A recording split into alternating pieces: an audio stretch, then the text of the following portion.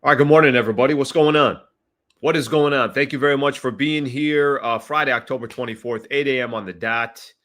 Packed show again today. Packed show again today. Thank you, everybody, for hanging out yesterday. Appreciate that. Down at the Wallace firm, handling some business, and then obviously also doing the podcast from there. So that was fun. Productive day yesterday. Enjoyed it. Dave McMenamin was on the show, and we got a full show today as well. By the way, very busy couple of days here around Lakers basketball. Um, Game tonight against the Timberwolves. Game on Sunday against Sacramento. Game on Monday against the Blazers. So we got a lot of games coming up here. We'll find out a little bit more about the Lakers over these next couple of days. All right, let me give everyone a quick rundown just because I'm gonna have Jovan come on here in about 5 minutes or so. So we're gonna start off the show with Jovan. So this will be a little bit quicker of an intro, a little bit quicker of a start, so we can kind of start focusing on some of the topics and everything else. Please do me a favor if you guys don't mind. Please subscribe to the channel. That's all we're asking here.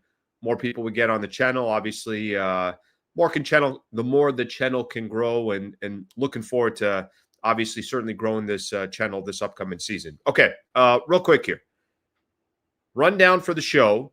I'll look at some of the comments, and then we'll get the show started. Guests, like I mentioned, Jovan Buha, who does his own YouTube show as well, Buha's Block, doing a phenomenal job covering the Lakers. No surprise there.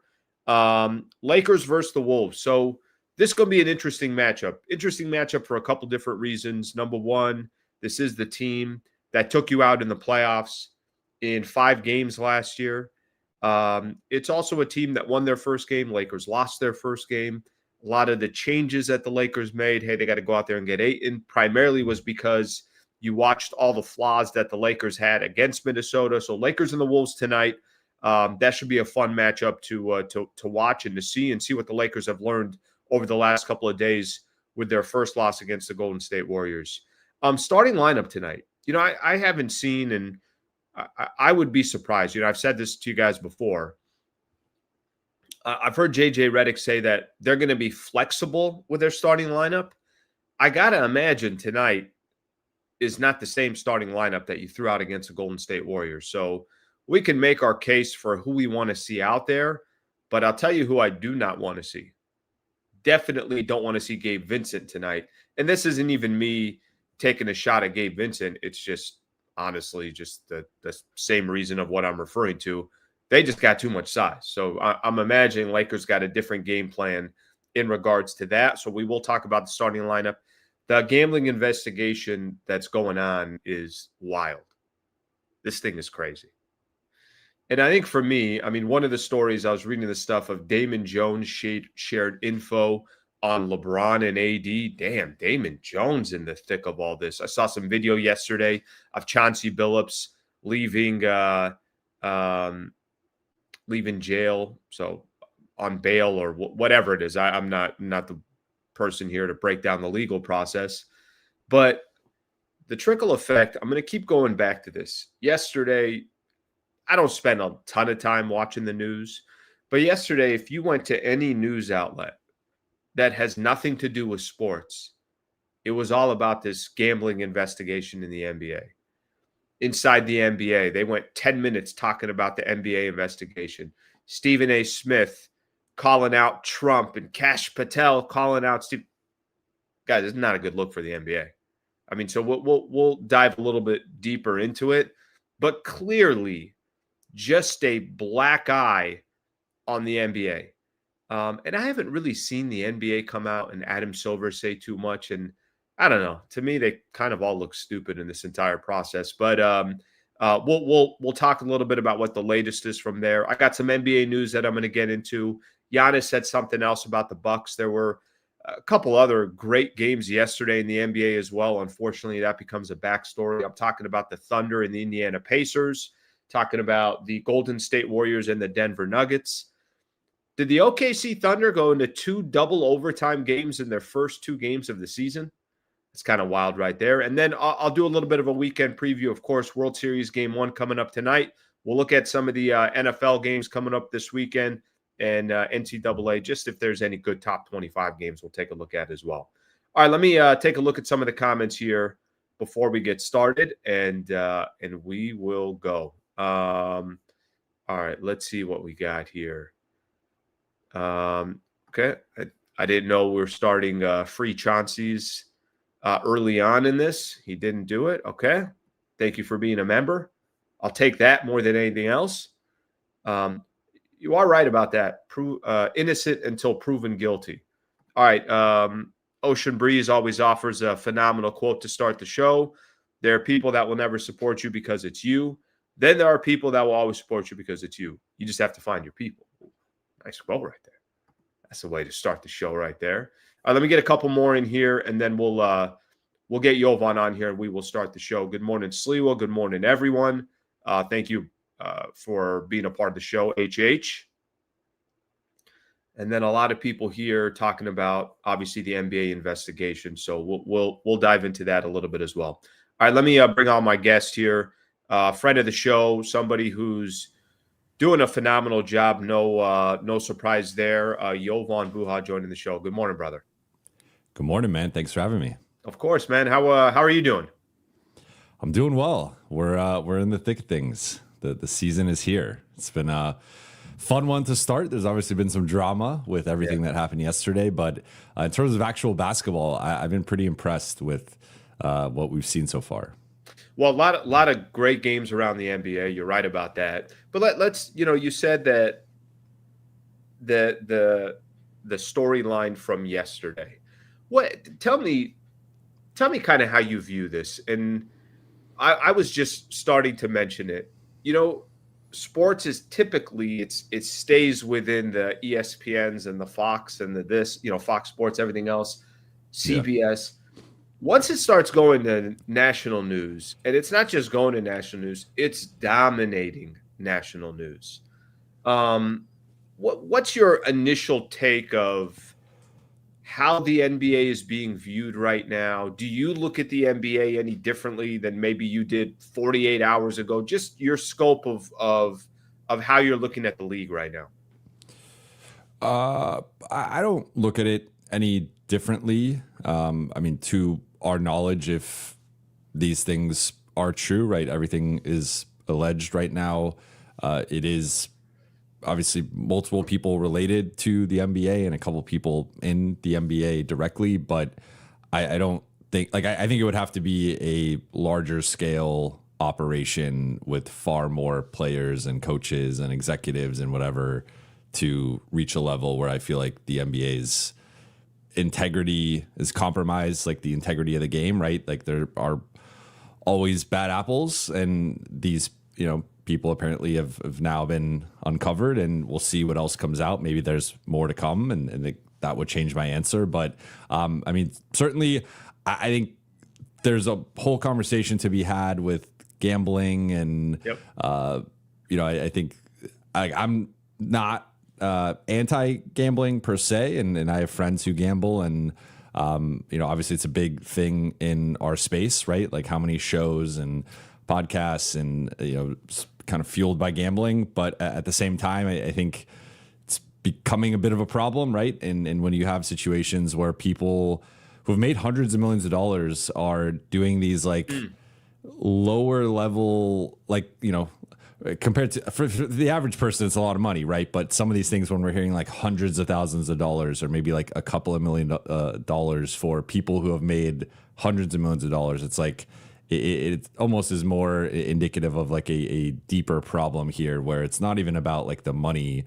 It's kind of about what comes with gambling and just all this, a lot of layers to it. So I think it might be an interesting inflection point for where things go from here in terms of gambling and sports, and I'm interested to see the fallout, but there's a lot of money involved behind that. Sure. So I don't really think much is going to change, but yeah, I think for me, it was more just interest in like how gambling has affected things rather than the NBA is like some big conspiracy theory. Yeah, I would say, and I do agree with you. Yesterday, I don't know if you saw the clip inside the NBA where it was Kenny Smith and Barkley going back and forth. And Kenny Smith was kind of making the same case that you were saying. Listen, if you're Terry Rozier and you have $26 million that you're making this year, and you're putting everything on the line for 50 grand or 100 grand or 150 grand, like that doesn't make any sense. And what Kenny Smith was trying to say is, look, that's a gambling problem. You have an addiction to something. There's probably something deeper than just I'm trying to win 50, 75, 100 grand. Barkley's argument, no, you're just an idiot. And it was kind of interesting seeing them both go back and forth. I don't have the answer. I don't know what Terry Rozier is thinking. I don't know what Damon Jones is thinking, leaking information about LeBron being injured or whatever the case is, or Chauncey Billups. I have no idea. I think for me, the thing that just stands out the most is what you don't want if you're the league. I don't want when people talk about the NBA to also think about, hey, there's that gambling investigation that's going on around the league. There are these players that were involved. Can you believe a coach who just coached his first game for of the season for the Portland Trail Blazers, and what the FBI is involved in this and that? I think for me, it's more that, because it's not, I don't think perception always, there's the saying, perception is reality.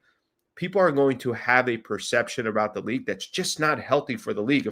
Jovan, if we go back, if I told you right now, tell me what your perception is of the Clippers, you're probably going to think of Bomber, Kawhi, aspiration. That's where your knee-jerk reaction is going to go. That's where you're. Yeah. And I'm not saying that that's where it's going to be in 6 months. I'm just saying that if that's the perception today, man, that's something that you got to clean up. And I don't think this is going to be the last time we're talking about an NBA player or a sports player or somebody in college getting involved in some kind of gambling scheme. No. And I will note, like, I thought the timing of when this dropped was interesting because it was less than 10 hours after Victor Wembanyama had this incredible season debut where kind of put everybody on notice that, like, this, we knew how great he already was, but it looks to be at a different level right now. And he just that double pump reverse and doing that against that front line, right? One of the biggest front lines and supposed to be one of the best defensive teams in the league. And he just made them look like a bunch of G Leaguers. Like, it was ridiculous what he did to Dallas. And then to have that and like all the buzz with that and all the just excitement with what could be this season with Victor. And then, 8-10 hours later, we have this report drop. It was interesting that it was timed right with the start of the season. All right, we're all in. Everybody's in on conspiracy theories, trying to figure out what exactly all this means. All right, let's get to the basketball side of things. Okay, so big game, and I think a fun game coming up tonight. Lakers and the Timberwolves. I'm really looking forward to it. It's the first time, obviously, these two teams meet since Minnesota made some short work with the Lakers in the first round of the playoffs last year. Before I get to the matchup against the Timberwolves, I think it's so easy to overreact and Lakers lose their first game. What if I asked you, just looking at the game against the Golden State Warriors, what are some positives you can walk away from that game, knowing that we're just one game into the season, and whether you won that game or you lost that game, obviously still 81 games left to go. Give me some things you walked away feeling like, oh, okay, hey, that's interesting, or that looked really good. What are some things that stand out? Yeah, I'll give you a few. One, I thought Luka Doncic looked like arguably the best player in the world. I think he belongs in that conversation. Like, already entering the season, I think he's a clear top 4 player in the league, but he looked like a guy who can go toe-to-toe with Shea and with Jokic for those honors, which we've already seen him do that before, but I don't think he was quite at that level last season with the Lakers, right? And again, we're splitting hairs here between like maybe the 3rd or 4th best player versus the best, but that version of Luka Doncic going 13 for 15 inside the arc And it felt like everything, like anytime he got past the 3-point line, I thought the ball was going in, and it basically did, right? And how many and ones did he have? And just the speed with which he was splitting double teams. He was beating like multiple types of defenders to the spot. Didn't matter who was on him, whether it was a smaller guard, whether it was a bigger wing. He just was doing whatever he wanted against the Golden State Warriors and nearly had a 40-point triple-double. So I think Luka, to me, is the biggest silver lining of all of, if they have that player for 82 games, they're going to win far more often than not, regardless of whether, like, when LeBron returns. So I thought that was a really encouraging sign. Second thing, and sort of related to that, was Luka and Austin combined to go 18 for 20 inside the paint. Luka was 13 for 14. Austin was 5 for 6. So I thought that was also encouraging because specifically with this matchup against Minnesota, remember in the playoffs, they threw a curveball at the Lakers where they were switching their bigs onto their ball handlers and basically daring them to beat them off the dribble. And a lot of times the Lakers were settling for pull-up jumpers or step-back jumpers, and they couldn't really beat Gobert and Naz Reid and Julius Randle off the dribble consistently. And I thought we saw better rim pressure and more paint touches from Luka and Austin against Golden State. Now, Golden State does play small, so that does play, I think, to their advantages to a degree. It's a little different when your front line is Gobert, Randle, and sure, McDaniels, but I thought that was a positive sign of seeing, like JJ's talked about, Luka and Austin both, like, of course we know about Luka and his body transformation, but he's even said with Austin pregame that, like, he feels like he's gotten quicker, more athletic, and I think we've seen that so far in his ability to win his one-on-one matchup, maybe more consistently than last season. Third thing would be, I think Marcus Smart has now put together a couple of impressive performances where the first, his debut against Phoenix, it was a bit underwhelming. He didn't take a shot. We saw some of the defensive stuff, but not quite at the level I think many were hoping for. But I thought the preseason finale against Sacramento, coupled with the performance against the Warriors, that was the Marcus Smart that when we were thinking about what this could look like and whether he's a starter or coming off the bench, like, that's the guy that I think a lot of people were envisioning, and he started to look more like that player. And then I think this one's more anecdotal, but I thought the defense held up fairly well, all things considered. Like, there were a lot of breakdowns, and this team certainly has a ceiling where they're probably going to top out around league average defensively. I don't see much more upside beyond that, but I thought, I've rewatched the game a couple times, and just, they actually held up better than I remembered. Like, you will remember someone gets back cut and there's a wide open layup, like that sticks in your head, but there was a lot of just solid possessions where they mainly did their job and maybe guys hit tough shots or there was a bailout foul or something. But I actually thought the defense was largely fine. It was more so the offense, in my opinion, where they really underperformed. So those are a few positives for me from that game. Yeah. And the reason why I asked that is I think the things that went wrong have been, we've got a chance to listen to everybody kind of give their opinion on that. It's fine. And listen, look, they lost the game. And I thought it was interesting too. I thought it was interesting post-game where Redick said that he felt like the Lakers were making their own mistakes. It was less to do with the Warriors, which instantly I'm like, Kerr's like, all right, well, just give us no credit on this. But I get what he was trying to say. He was kind of trying to reference that we can clean up some things moving forward, and now you get a chance. It was 2 days the Lakers don't play. Got a lot of games in between. Minnesota started their series on Wednesday night. They won in Portland.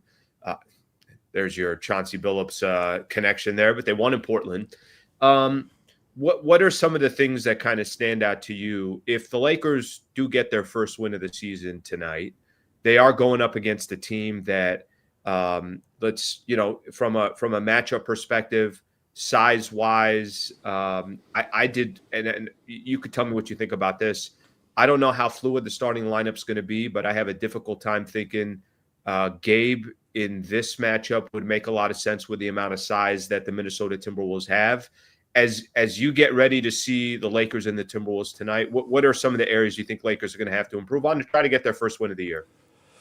I think they have to play bigger, and despite there being, I think, like an inch difference in terms of height between Gabe Vincent and Marcus Smart, There's probably a 30 to 35 pound weight difference, to say nothing of the strength difference. And in rewatching the game, you saw that when they tried to pick on Gabe Vincent, how that went versus when they tried to pick on Marcus Smart, how that went, right? And he just Jimmy holds went up better. straight to the post.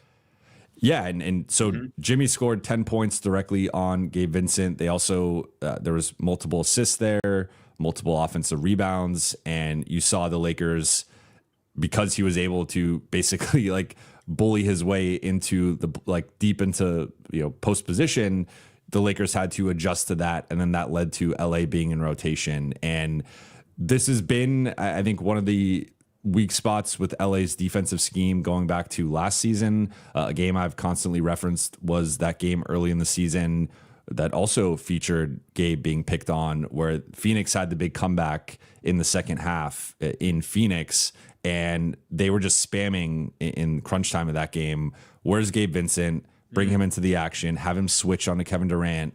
Kevin Durant made multiple shots over him, and then the Lakers had to start countering that by trying to double or send more help, and then that's when he started spraying it to cutters and to shooters. And so I think if they're going to defend the way that they have been largely defending over the past year of switching at least 1 through 3, but often 1 through 4, I think that negates some of Gabe's strengths, because when we heard he was starting, in my head, it was like, okay, well, he's going to stick with Steph and he's going to navigate screens and he's going to, I think his screen navigation compared to a guy like Vando or Marcus Smart is actually better than those guys. But if you're just switching everything, the second there's a little bit of contact, the second there's a little bit of motion with two guys next to each other, and you're just automatically switching that, then that lends itself to having situations where Gabe is now on a Kuminga, who also scored on him, picking on him, or a Jimmy Butler. And for like, Gabe is a technically sound defender. He's tough. He tries hard. He's strong for his size, but he's 6'2".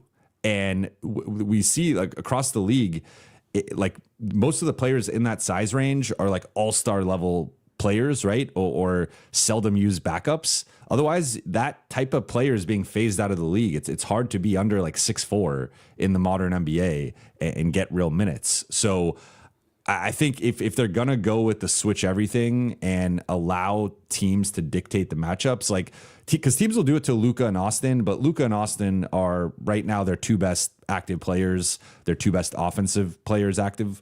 Obviously, Luka's their best, but like those guys bring other stuff that you have to kind of live with some of their defensive limitations. With Gabe, it's like if he's getting picked on and he's not really doing much offensively, it's hard to justify playing him nearly 30 minutes and starting him. So I think the obvious swap here is to start Marcus Smart, who brings a lot of what Gabe brings with the toughness, the defense, being a veteran, being a leader out there. But I thought offensively, did some nice things in the game against the Warriors, and then defensively can switch across multiple positions. And I would actually argue has like been better guarding forwards than guards the last couple of years. So if anything, like he's a guy you don't want to try to pick on because he can handle that. So I think he makes way more sense in the Minnesota matchup. So for me, it has to be, I think, a starting lineup adjustment and then the ripple effect throughout the rotation where now all of a sudden I think things make a lot more sense. I'm assuming here, and by the way, what you said too, the Gabe piece of, and Gabe probably earned his way into the starting lineup because of how well he was shooting in the preseason, 55% in the preseason, and from 3, 45%, I think, from the field, something like that.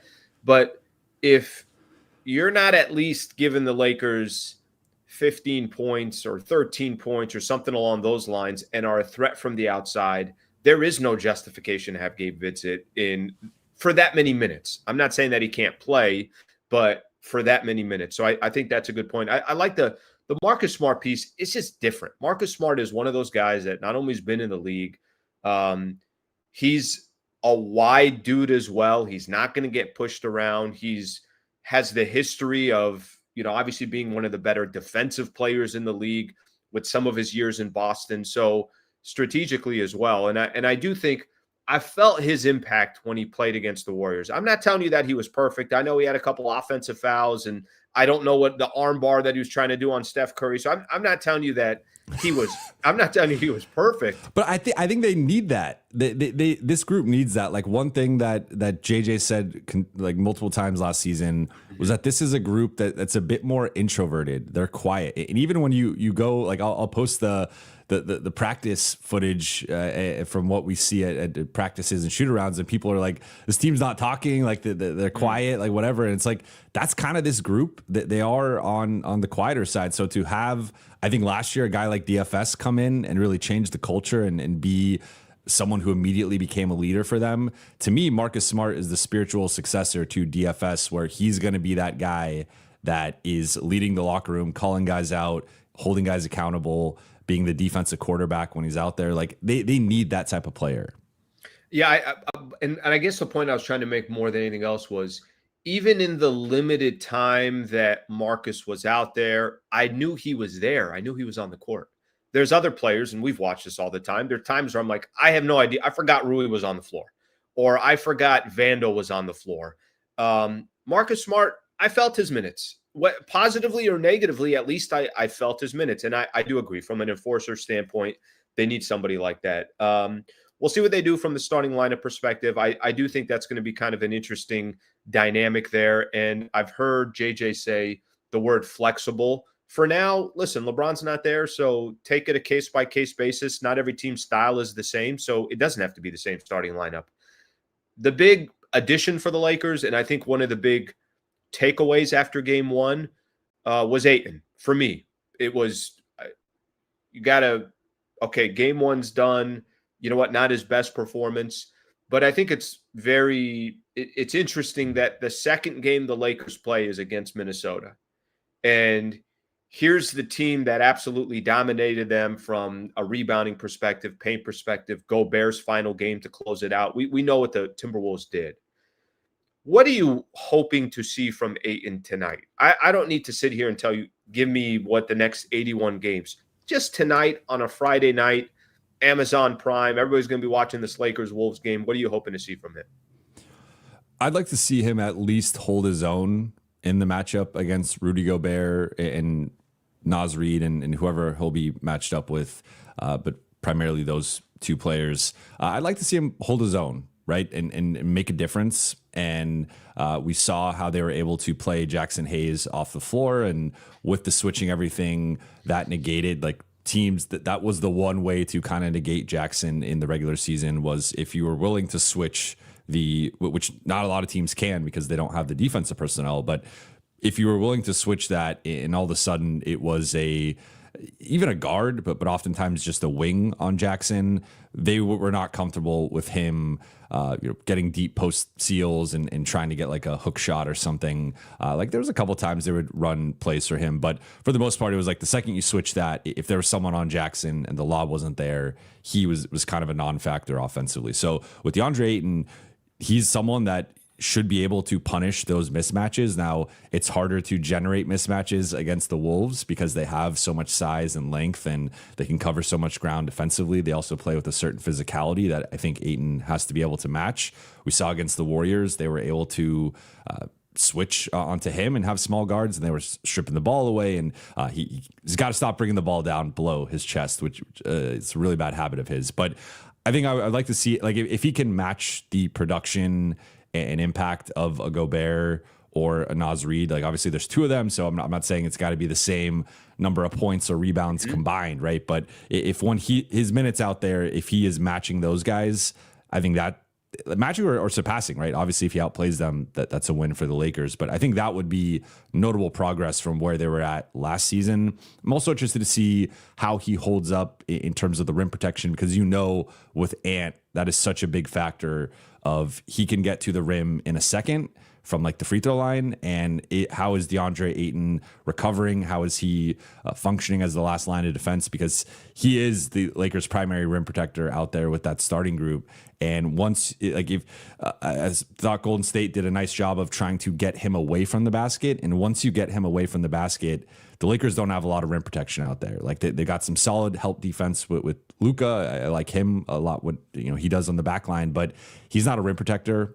And unless they're taking a bunch of charges, like it's going to be a layup line for Ant if they're not careful. So I think Ayton's ability to match up with Gobert and Naz Reid and just at least hold his own and then also protect the rim when Ant is trying to get there. What's realistic for Ayton big picture? I think, we're putting a lot on his shoulders because it's what the Lakers need. But I think the bigger question is, what's realistic for DeAndre Ayton? Because yes, they need him to perform. Yes, they got him at a bargain. They got him at a discount. Yes, he's been in long playoff runs. But I think the question of what's realistic, I'm curious to get your take on what is a proper expectation for DeAndre Ayton. Do you mean like production or what? More just production. I mean, I think he could certainly be more involved offensively, and that was maybe one of the things that was a little frustrating during the preseason was like, I think that the lob chemistry, he's not really a lob threat. Like he is when he has open space in going, like I watched all of his possessions on both sides of the ball last year and did a film breakdown on it. And the lobs were very much like he's wide open. They throw the lob, he finishes it. He's not this Jackson type that is dunking in traffic and like jumping over dudes. Like that's just not how he's wired. So I think it's been a work in progress with both him and Luka and Austin. I think with him and Austin, it's more of a work in progress because Austin doesn't have the same passing bag that Luka does. But like that, so that's something that they got to figure out the rhythm there between. I think it's like Austin likes to move at turbo speed. DeAndre Ayton's a little bit more methodical and likes to be in the short roll and get those pocket passes. So I think with Austin and Luka, they're both used to throwing the lob, and Luka prefers to throw the lob compared to the pocket pass. So there's a little bit of like they got to iron that out. That I think is a work in progress. But they've even struggled with like entry passes to him. Like he's gotten the deep post position, or he has a post up against a mismatch, and they just can't get him the ball. That they've had a lot of sloppy turnovers with just like simple entry passes. Preseason going into the regular season. So that's something that they got to clean up. It's another reason why there's been a little bit of a missed opportunity here with just the lack of practice time, the lack of games together with this group. But in terms of production, I feel like 14, 15 points, 10, 11 rebounds, like that's basically in line with what he's done. I think that the scoring is going to be a little bit lower just because if you get LeBron back here in the next 3 weeks or so, with LeBron, Austin, and Luka, I think that's three guys averaging 20 plus. Then we know Rui's typically in that 12, 13 range. I think Marcus Smart, especially if he assumes a larger role throughout the season, he's going to be a guy probably in the 8 to 10 point range. So there are a lot of mouths to feed in this offense, and that might limit Ayton's overall field goal attempts and just usage percentage. But I think he's someone who should be in that ideally 14 point, 10 rebound range. Like I think as long as he's playing 28 minutes a night, like that's right in line with his production. I think the bigger question for me is like, can he hold up defensively and man a team that like it's back in the day he had like Mikal Bridges as his wing stopper, right? There's no Mikal Bridges on not at this all. team right now. So I wonder how he holds up over the course of an 82 game season as like the primary rim protector on a flawed defensive roster. Final one, buddy. And I appreciate you coming on, joining the show. LeBron, you mentioned LeBron, and let's say he's back in 3-4 weeks, something along those lines. If LeBron if he's the LeBron we're accustomed to, and yes, it's going to be year 23, but let's just assume LeBron comes back and he's feeling good and he's as productive as he typically is. How do you view the entire team? How do you view them in the Western Conference? I know right now there's so many question marks around the Lakers and players that are trying to figure some stuff out, and obviously not starting the season with LeBron to mid-November is not ideal by any stretch. When the dust settles, if LeBron's back and he's healthy, what are the Lakers in the West, do you think? I think they're in the thick of the mix at the top. I will say that like Houston, to me, I don't know how much you caught of the OKC Houston game. They are right there probably with Golden State for me as like the two big winners to start the season, at least in the West. where they went toe to toe, and OKC didn't have J-Dub, but that game went to double OT, and the early returns of them not having a point guard were mixed. They had 22 turnovers, but just seeing like, oh yeah, at the end of a possession, if they've got 6 seconds left, they could just dump the ball into Kevin Durant and he's going to get a pretty good shot. Alperen Şengün, 39 points, hit 5 threes. Amen Thompson, I thought like at first kind of struggled with their pressure and had some turnovers and some mistakes. And then he started to figure it out until he got the cramps. So Houston to me was one of those teams where I was like, you could tell me they're the third best team in the West. You could tell me they're the seventh best team in the West. I felt like there was some variance there. I don't want to like overreact to one game, but they went, ring night into the defending champs' house and took them to double overtime without a real point guard on their roster. And that to me was like this team, they're throwing out zones, they're playing double bigs. Like they're just this funky giant team that I think to me look closer to the third best team in the West than the seventh best team. So that's kind of a swing factor. Golden State now beat the Lakers, just had a comeback against Denver late in the fourth. That went to overtime as well. They're looking really good. They got to stay healthy. They're a bit older. So those are a couple of like swing teams that I wasn't sure what to make of them. That I guess unfortunately for the Lakers, it looks like those teams might be, pretty good. And that might, we'll see how that affects LA, right? But I think with LeBron, like this roster was built to have Luka and LeBron and Austin leading it offensively, and then having some of these guys fill certain defensive roles or certain just supporting cast roles around them. I think right now with LeBron out, everybody, with the exception of maybe Luka, is being asked to do a little bit too much. And that works against the mediocre to bad teams, but against the good teams, I think they are going to have some tough performances just because I don't think, like, if we knew LeBron was going to miss the full season, right? Like, just hypothetically, I think we would have lower expectations for the Lakers. They probably are on that play-in border or maybe even a play-in team without LeBron, right? So I think it depends like how long it takes him to get back, but I think they're still there in the mix of like, I'd probably say right now 4 to 6, if like just depending on health and depending on role player performance. I think that's been a bit of a mixed bag, right? Because like if you think about it, if I told you before the Warriors game, Luka's going to have 43, 12, and 9, I would have thought the Lakers won that game. Sure. And the fact that they lost by double digits and really like I felt Golden State controlled that game from like the middle of the first quarter on. That was like a little bit like you could have Luka's arguably best game as a Laker and they still lose the game. Like it's going to be tough here, right? So they got to figure that out. But I still would tentatively peg them somewhere 4 to 6 in the West. Yeah, I think that also highlights every single game they're going to need 2 to 3 players outside of Luka and AR that you can look at their stat line and say, oh, that was a nice guy. They don't need the same players to do it every night, but they got to have a couple different players do it. Because then if they don't, 43, 12, and 9 might not be enough to win from one player, which is a little bit absurd, but that just kind of shows you that one player obviously can't do it all. Jovan, it's a fun time of the year. Finally get a chance to react to games. Sir. We got, 3 games in 4 nights, something along those lines for the Lakers. So it'd be fun. Buha's block on YouTube, doing a phenomenal job. And I don't need to tell you, but people are obviously loving your work. So thank you for coming on the show. And I appreciate you joining. Thank you for having me, man. Shout out to the chat. Appreciate you all. All right, buddy. We'll talk to you soon. That's Jovan Buha. All right, let's keep going here. All right. Shush. A lot going on here. All right, listen, let me a couple things here that I'm just going to hit on right out the gate. He talked about the starting lineup. Let me hit on that real quick. They and I got some stuff on the Lakers and the Lakers and the Timberwolves tonight. And I don't know if I agree about that 4 to 6 seed just yet. I think that's I got a lot more that I want to see, but I know what he's referencing to. I completely understand what he's referencing to. Let's hit the starters here real quick. You can't start Gabe Vincent tonight. You just can't. And I know I don't want to do a one-game overreaction of how Gabe played the night before, in the last game. But it's not about a one-game overreaction. It's about the matchup.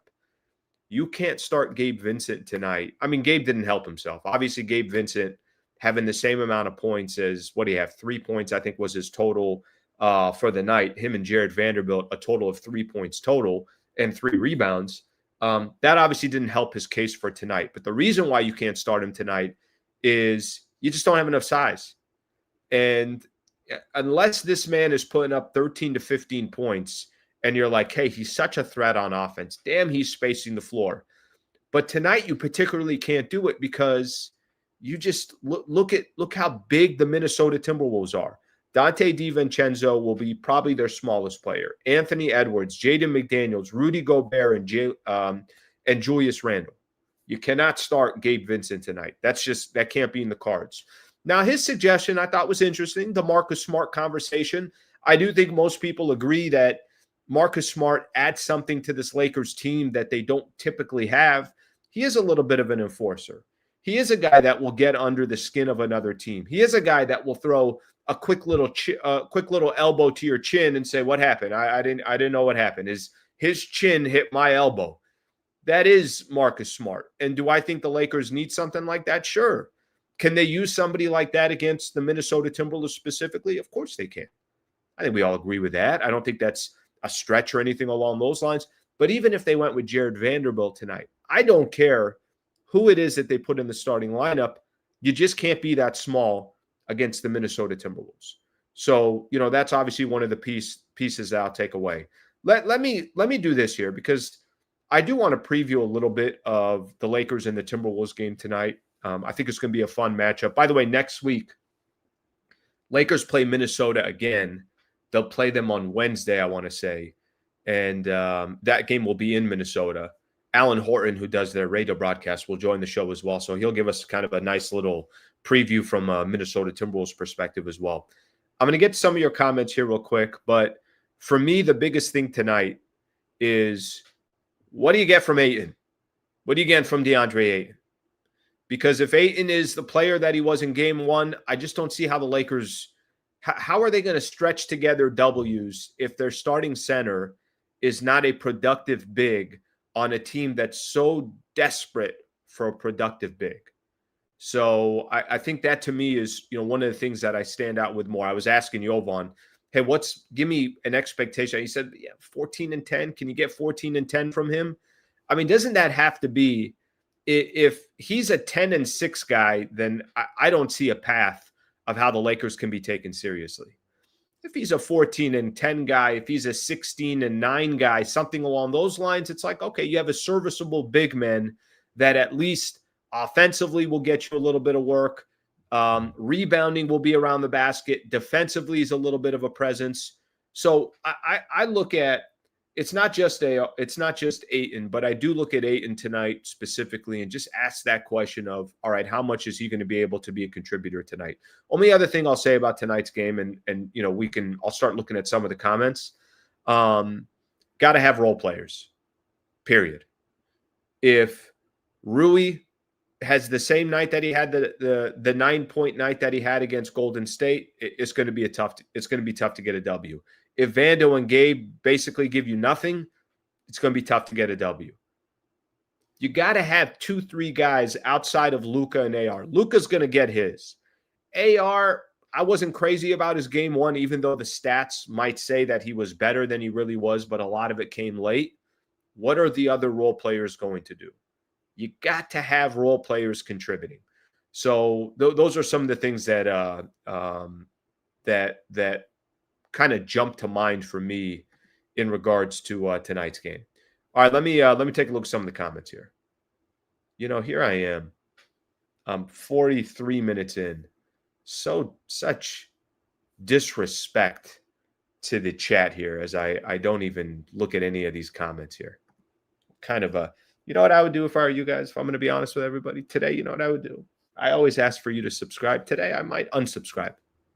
If I'm you. Ayton will get totally humiliated tonight. Oh, we're off to a good start. Well, there's the positive momentum we are looking for. It's not Ayton's fault. They didn't involve Ayton as much. I got a difficult time with that. Every time I read something like that, I think what happens typically in the NBA is guys ask to get involved, and then there's other players that just get involved. They don't need someone to dictate their involvement. They don't need someone to they don't need help. They're just going to get involved. So I got a difficult time sometimes saying that, well, you know what? I just couldn't get it going because they weren't looking for me. If DeAndre Ayton wants the ball, or if DeAndre Ayton wants to get involved, and by the way, sometimes you can get involved and have such an impact on the opposite side of the floor, on the defensive side, that will also just kind of gain some momentum towards the offensive side. Ayton doesn't need anybody. Ayton doesn't need to depend on anybody else. If Ayton wants to get involved, go get involved. You're the only big that the Lakers have. You're not competing with 2 or 3 other big men. This isn't, when Anthony Davis was on the Lakers and you want to make a case Jackson Hayes can't get involved. Well, I get it because Anthony Davis is there. There is no AD on this team. Ayton is the best big man that they have. So I don't want to hear excuses for DeAndre Ayton. I really don't. And I just, even if Ayton's not getting the ball or getting looks or things along those lines, there's ways that he can be impactful in a game. There's ways that he can put his footprint in a game. And I can't be the one that is sitting here trying to make an excuse for DeAndre Ayton. I see Portland as our first W. Portland's not until, the Sacramento game is going to be tough. At Sacramento on Sunday. Ant locking up Reeves. Okay. Gabe Vincent starting should tell us everything we need to know about this roster. Well, I think they did it primarily because it was against the Minnesota Timberwolves, or it was against Golden State. So I think that was more from a size perspective.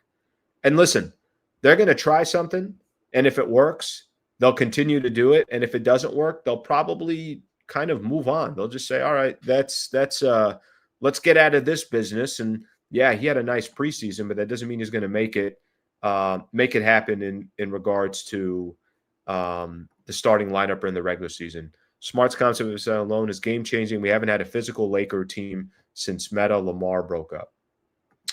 No, I thought they had some physicality with Dwight back in their championship run in 2020.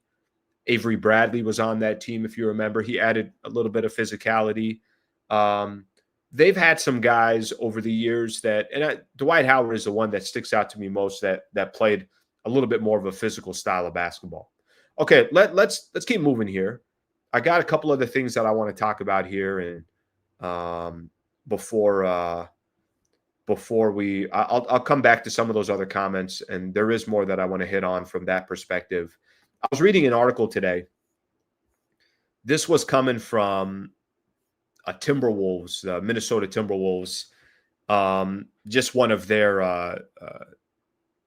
their resources that covers their team. So I always want to look at the other perspective. How's Minnesota looking at the game against the Lakers?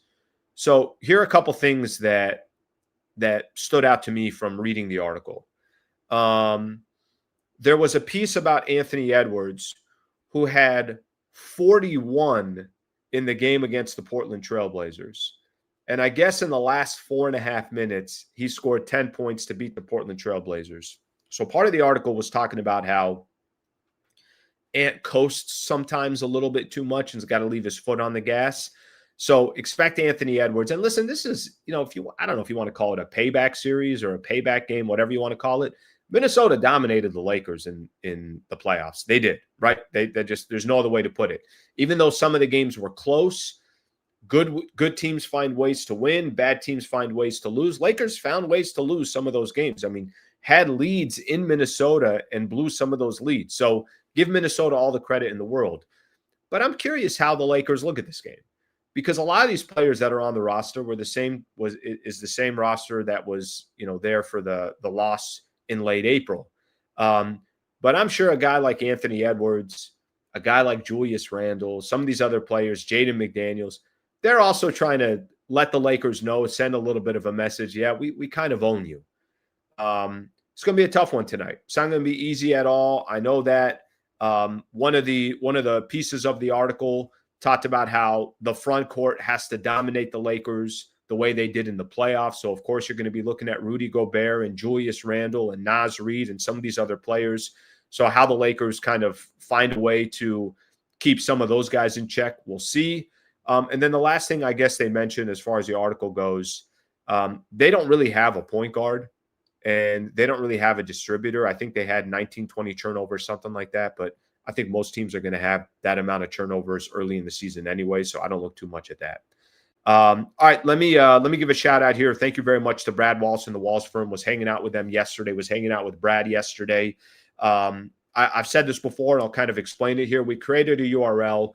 If you are a family member or in any type of situation, a serious injury, a wrongful death, you're intimidated, it's a daunting process, you have no idea where to start, a family member is in a situation, a friend is in a situation, go to wallacewins.com/Sliwa.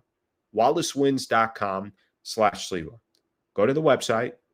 Once you get to that website, you can fill out a free consultation, sit down with them, sit down with Brad Wallace and the team and see how they can help you. He can help anybody in the state of California. So anybody in the state of California. You know, I've mentioned this to you guys, and I think it's always important to mention. He is a true, true believer in what I'm doing, the content, the channel. You guys see how the channel is continuing to grow. You guys see this partnership that I'm getting into with iHeart. So the channel is moving in the right direction.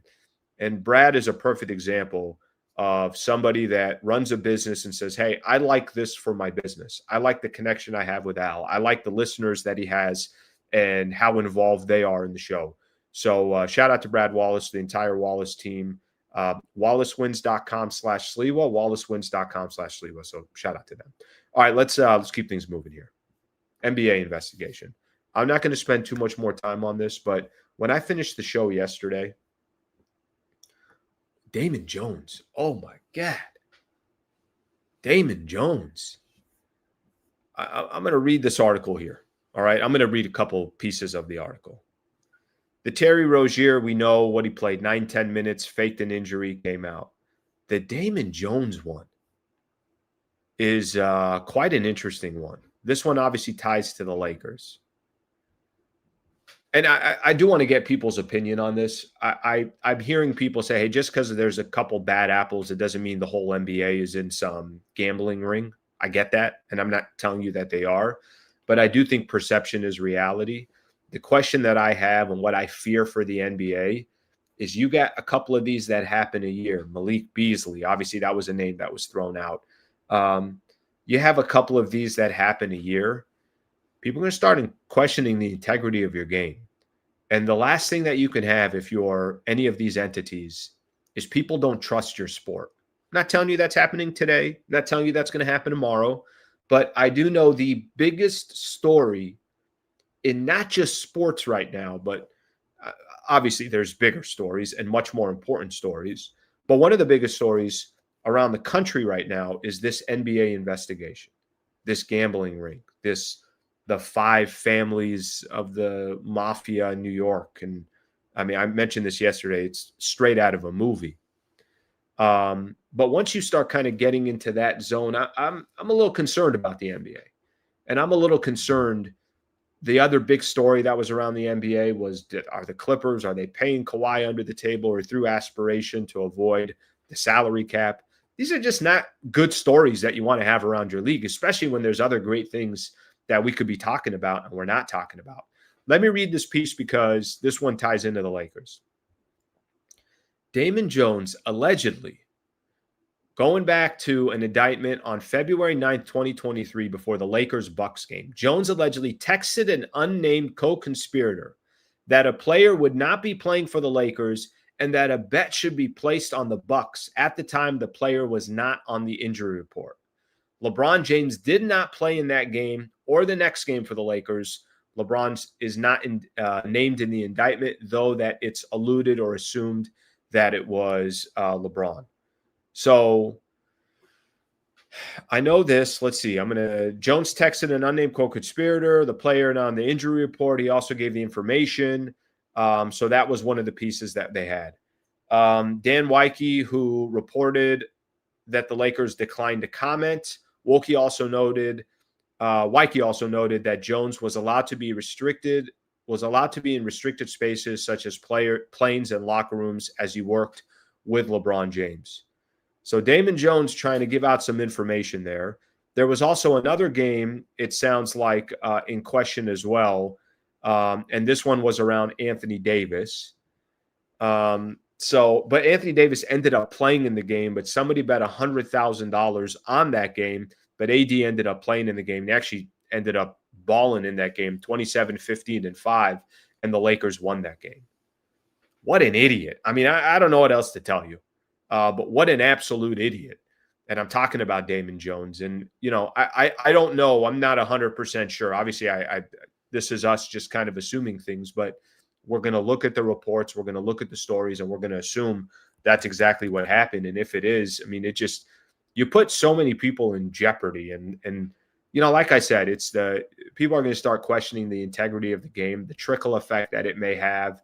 It's the only thing everybody's talking about around the country. People that have nothing to do with sports are like, what? The NBA is rigged? That's how people are going to. Maybe you and I aren't going to say that. Maybe you and I are going to watch every single basketball game and Laker game and NBA matchups and all this because we love the league. But damn, you start putting a little bit of a question about, is this thing real? Is this thing rigged? I don't have the answer for you. And I don't know if the reason why this is happening is just strictly because you got all these gambling sites and all these apps. I don't know if it's just because of that. I mean, it could probably happen with or without that. But nonetheless, and I do think people are probably going to gamble either way. Nonetheless, obviously a bad look for everybody. All right, we're going to start taking a look at everybody's comments. And then I got some couple things around the NBA I'll get into. And then we'll call it a day. Or we'll do the weekend recap or weekend preview, and then we'll call it a day. If Reeves doesn't go over on turnovers or gets injured, then I know something. Slee, how did Damon know Braun was not going to play? So Duran, I don't know if you saw that last piece that I mentioned. Damon Jones had some kind of, I know he was close with LeBron. Remember, he used to play with LeBron in Cleveland, and had some kind of relationship with the coaching staff with Darvin Ham, even though he wasn't getting paid, and maybe consultant. I don't know what exactly the role was, but he was involved in team meetings. He was involved in, allegedly, kind of had insider information. So that's how he would know that LeBron wasn't going to be playing. So that primarily has, obviously the trust that the team had in him. The trust that he had in him is certainly lost, and when it was lost and how long this has been going on, I have no idea. All right, let's look at a couple more comments here. For example, Tuesday I saw Smart dive for a ball, and he's been here 3 months. Rui was looking at a loose ball and let Golden State pick it up. Rui has been 3 damn years. I think we know what I think we know exactly what Rui is. Rui could very well, if I had to guess, if you said Rui going to have a good game tonight or an average game, I'm going to say he's going to have a good game tonight. Why? Because he had an average game in the last game, and that's kind of typically comes with the territory of Rui Hachimura. Good games here, bad games here. That's typically how it works for him. But I think what you're referring to more than anything else, you're referring probably more to the, like I said, you felt Marcus Smart when he was in the game. There's a lot of times I do not feel Mark, or I don't feel some of these other players, some of these role players that are in games. And I felt Marcus Smart in that first game against Golden State Warriors. I genuinely did. I really did feel his presence. All right, I got a couple things around the NBA here. Let's do, and then do a little weekend preview, and then we'll get out of here. Fun week this week. Really, really fun week this week. Just the fact that we're all getting an opportunity now to react to games, and a lot of different games in the NBA. And then we'll just throw a gambling investigation into the whole thing as well. Might as well. Did you guys see this? I saw this quote. Giannis camp always got to hold ownership's feet to the fire on the Bucks direction. So a source close to Giannis Antetokounmpo told ESPN, you always got to hold ownership's feet to the fire. Anybody have a problem with this? That Giannis is putting the pressure on the Bucks? Anybody have an issue with that? Remember, LeBron used to always do this. By the way, doing it in LA as well, and still trying to do it. The question is, does he still have the power to do it? Remember when LeBron used to always sign those 1+1s in Cleveland and basically didn't trust ownership there, and it's like, yeah, I'm not going to give them a long term. If you want me to guarantee you that I'm going to be here, well, I gotta have a shot of competing for a championship. Did that ever bother anybody when players had that much power and used their power to influence ownership? Because I'm going to tell you one person it does not bother at all. Oh, I love seeing that. If Giannis is using his power to hold ownership's feet to the fire, that's exactly what Giannis should be doing. That's exactly what LeBron should have been doing when he was Cleveland. Frankly, if I'm going to be honest with you, I've never had an issue with LeBron doing it with the Lakers. The only issue I would have is the organization still making smart decisions? Okay, we got to go get Russell Westbrook because LeBron wants it. Are you making smart decisions, or are you just trying to accommodate your superstar? You got to find a way to balance the two. Really, what the superstar wants is they want to compete for a championship. I mean, I think LeBron, I was talking, Dave McMenamin was on the show yesterday, and I thought it was a really interesting conversation. I put a video, I clipped that, I put it up on YouTube if you guys want to watch it, maybe 7-8 minutes long, however long it was. And the question I'm asking, does LeBron still have that leverage? Does he still have that power? What people can't argue with LeBron is he wants to win.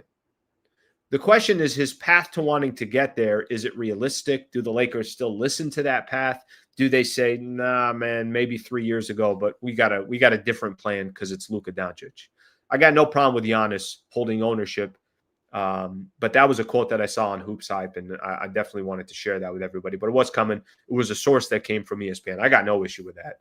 I mean, I think that's important. I think that's critical sometimes. And you definitely got to do it. Okay, let me see here. Let's get a little bit of a preview going for the weekend. All right, somebody is asking me here. Somebody's asking for a moderator, okay? I'll tell you who my moderator is. My moderator is you guys. So if something needs to happen in the chat, tell me. And the only thing I will just say, I love the activity. I love people having conversations. If people are just wildly disrespectful, dumb, stupid, I don't know. I don't even have the right word for it. Then I'll take action on it. So you guys are the moderator.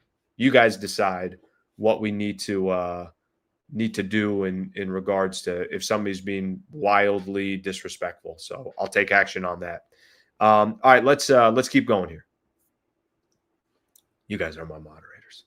All right, let's keep rolling here. Let's a little bit of a weekend preview. Here's what we got going on. So in the NBA, let me just kind of jump to the NBA, and then I'll go to obviously World Series tonight. So got Lakers and the Timberwolves.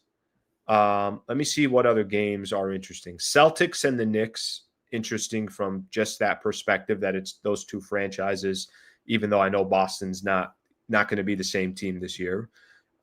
Anytime Victor Wembanyama's in a game, I'm interested. Spurs and the Pelicans, so see what he's going to do. Those are really kind of the big games. There really isn't unbelievable matchups. I mean, Pistons, Rockets, all right. Cavs, Nets, all right. Really, the other big game is just the Lakers and the Timberwolves. So not that many unbelievable games on tonight. What is the Celtics Knicks is the other game on Prime Video. So Amazon Prime will have their debut today. So something to keep in mind. All right, World Series starts tonight. Game 1 tonight. Game 1 of the World Series. Obviously, the Dodgers will be in Toronto. And that's first pitch at 5, I want to say. I think first pitch at 5 o'clock. Listen, the Dodgers, I think the only storyline that comes out of the World Series at this point, by the way, Blake Snell for the Dodgers, who's been as good as you can possibly be, under 1 ERA in the postseason so far, going up against, I think, the rookie for the Blue Jays, if I'm right. The only storyline that I think comes out of this World Series is if the Dodgers didn't win, because they're such heavy favorites. And it doesn't mean that it's a foregone conclusion. Anything can happen. It is baseball. We have seen teams upset others. But the only storyline, I think, is obviously if the Dodgers don't win the World Series. Now, what can happen here is you got 2 games in Toronto. Honestly, I think if you're the Toronto Blue Jays, you're probably happy with a split, which is a little wild because you obviously have home field advantage. But there is a little piece. It's like, all right, well, if you're Toronto, can you just take it back to LA tied 1 apiece? And then can you just find a way to get it back to Toronto for a game 6? What you're trying to do if you're the Blue Jays, you just want to extend the series. But the Dodgers are obviously going to be heavy favorites. Their starting pitching has been unbelievable. And until they give you a reason to think that the series is in the air, I don't think that the series is up in the air or in jeopardy. I have a difficult time thinking that any other result other than the Dodgers winning the entire thing and winning back-to-back will be a storyline. NFL real quick, just a couple games in the NFL I'll point out that are good games. Yesterday, the Chargers beat the Vikings 37-10. Bastards wearing those old San Diego jerseys. Still hurts, my people. It still hurts. Actually hurts a ton. Let me stop BSing here. Packers and the Steelers should be a fun game. That's coming up on Sunday night. Trying to see here some other games that could be of interest. A lot of bad matchups. Maybe Bills Panthers because the Panthers are 4-3, but not really that many interesting matchups where you got 2 really good teams going at it. So I don't think that much to talk about there as well. And then in college football, the only games I really typically mention are the ones where 2 teams are ranked. Ole Miss, number 8 in the country, taking on Oklahoma, number 13. That should be a fun game. Some good games in the SEC as well. Missouri and Vanderbilt. I know that's a little random there, but number 15 versus number 10. And then I don't think there's really any other powerhouses that are going at it. Texas A&M, number 3, versus number 20 LSU, and that's it. So NFL and college, not that interesting this weekend. Not overly interesting this weekend. Let's take a look at some of the comments, and then we're going to call it a week. So thank you very much for everybody hanging out all week and chilling with the show all week. Blue Jays are cooked. Blake Snell, the executive chef. Yeah, I don't think clearly just seeing how they how they've been able to just kind of dominate in the postseason. Obviously, they're going to be the heavy favorites. And they were the heavy favorites coming into the postseason anyways. If Lakers make the 10th seed, shoot for the 12th. Okay. Let me throw out a couple things here just to give everybody a quick idea. So tonight I'll be doing the post-game show. So right after the game ends, please hang out and we'll do the post-game show. I will not be going to the game tonight. So Lakers, Timberwolves right after the game. Next game will be Lakers and the Kings on Sunday night. As of right now, it looks like I'm going to be recording something on Sunday night and posting it kind of late. So just a heads up on that. Nothing live coming on Sunday night, but I will have a post-game show with reaction, but it's going to be posted late on Sunday night. So keep that one in mind. So that gives you guys kind of an idea for the next couple of days. All right, my people. I think we got what we need. Thank you for being a part of the show. Appreciate you guys hanging out all week. Shout out to Jovan Buha for joining the show as well. Thank you to Brad Wallace and the Wallace firm. And I will see you guys tonight after the Lakers take on the Minnesota Timberwolves.